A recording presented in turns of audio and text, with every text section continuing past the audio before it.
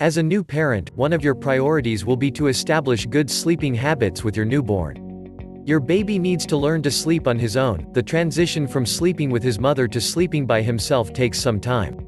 Of course, as an added bonus, if you get your baby to learn to sleep on his own, you will also get some much-needed rest yourself. To instill good sleeping habits in your baby, research and try to employ different baby sleep tips, try a lot of things and see what works for you, and don't be afraid to trust your instincts. Many baby sleep tips center on the idea of establishing routines and associations for your child between nighttime and sleep. The sooner your child begins to associate bedtime with sleep, the more likely he is to be able to go to sleep without a fuss. A period that is often overlooked, however, in establishing day versus night associations, is the period of transition, that is, the one between being awake and falling asleep. Here are some transitioning techniques to try. Try what is sometimes called fathering down. Just before placing the baby into bed, the father should cradle the baby in such a way that the baby's head rests on the father's neck. The father should then talk gently to the child.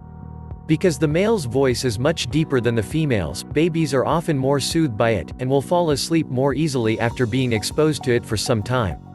You can also try what is sometimes referred to as wearing down. This is effective if your baby has been active throughout the day and is too excited to go to bed easily. All you have to do is place your baby in a sling or carrier, wear him, in other words, for about half an hour before his bedtime. Simply go about your regular household activities. Being close to a parent and slowly rocked about before bedtime will provide your child with an easier transition from being awake to being asleep. Finally, if you've exhausted other options, you can go for the tried and true method of driving down. Most parents are probably familiar with this as a last resort. Place your baby in the car and drive around for a while until he falls asleep. This one, while inconvenient, usually works every time, and if you desperately need some sleep it can be a godsend.